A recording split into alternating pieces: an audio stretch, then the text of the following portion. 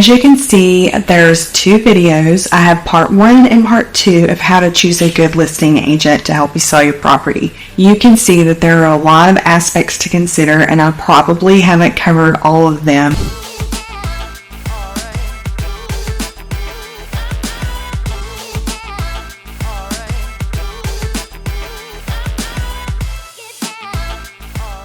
The two biggest items that most every seller is most concerned about is how much can I get from a property and how much commission are you going to charge? If you plan to interview multiple agents and you choose one that operates on a lower commission fee schedule, you need to be very clear and ask questions about what does that lower commission fee entail. Clearly, that is a much deeper conversation, but I just want you to be aware that if you are interviewing someone and you want to choose them based on a discount they can provide, you may want to ask, do they also discount the services they provide?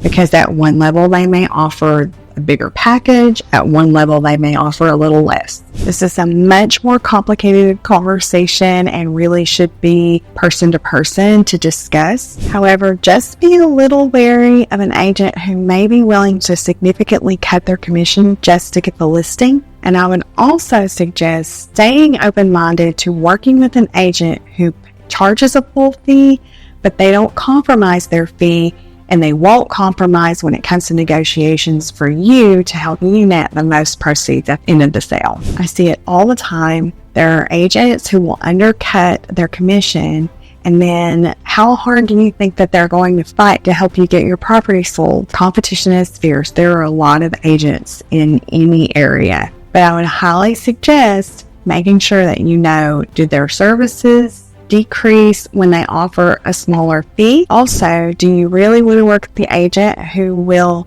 reduce their commission just to get you to choose them? Because think about it, that's going to be the person going to bat for you during negotiations. I truly believe that commission is also very value-based. If an agent will compromise their fee to get the listing, then does it stand to reason that they're going to be a really great negotiator when it comes to working on your contract for your property? A really good agent should be able to explain to you how their fee is charged and how what they offer to the buyer's agent commission works as well. As a seller, you have to consider that you are interviewing the person who is possibly going to be helping you sell your most valuable and likely largest financial asset that you have. This is not a decision to be made lightly, nor is it one to be based upon just choosing an agent who may end up overpricing your property and or doing it for a discount and not offering you a full set of services. Just because they offer a discount does not mean that that is the best choice for you as the seller and consumer.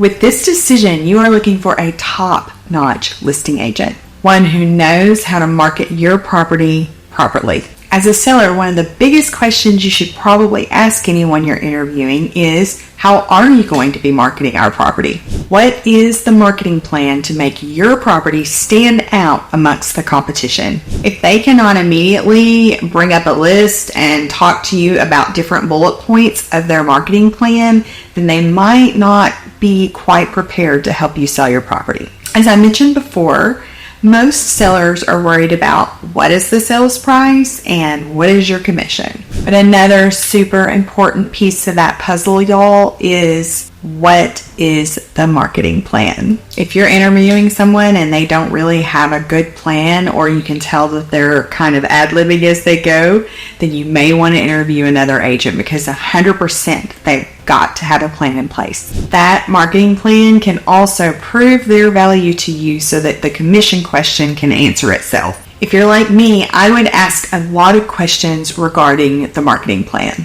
One big item I see all the time on every price point out there is the documents are not uploaded onto the MLS. So believe it or not, this may not sound like marketing, but it absolutely is, because if you have an agent who helps get all that information input into the MLS, The sooner the buyer's agent gets that request from their client to see that property, if they can easily pull an access to answer most of the questions up front, it saves everybody time. If an agent has to really dig for that information and there's a time lapse between the time that their client asks about it and they can get that information to them, they may have found something else that looks more interesting, that the information was more readily available. So they said, oh, okay, let's go ahead and look at that one. You don't want to lose a buyer because it's so easily done to have all that information in place before the listing even goes active on the MLS. To properly sell a property, it is all about exposure. So you want a listing agent who can get the job done in a timely manner and make sure that all the information that can be accessed up front is easily available to that buyer's agent. Obviously, there are going to be unknowns that happen in any transaction, but you need to make sure you hire a professional agent who can deal with those things accordingly in a timely manner. In real estate, it is almost impossible to time the market. But the less delay in the time that the buyer wants to see your property and the buyer's agent can get that information pulled to set up that showing, the better. As a seller, there are potential scenarios that you need to be prepared for, and you really need a listing agent who helps you proactively prepare for those given scenarios. Of course, not everything could be predicted, and sometimes there are random things that pop up, but the less, the better. As you can see, there's 2 videos. I have part 1 and part 2 of how to choose a good listing agent to help you sell your property.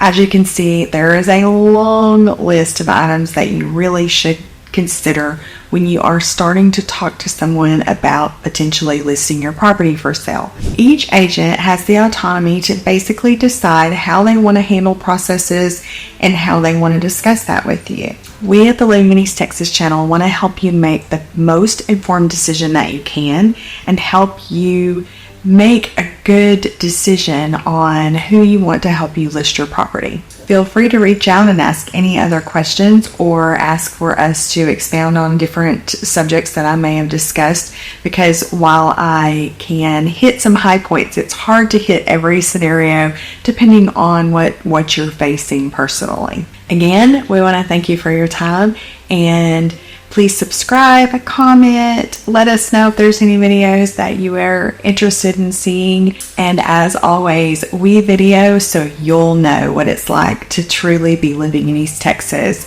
And we want to film these videos for you guys to help you make a smart move, whether you are already living here or wanting to move to the area.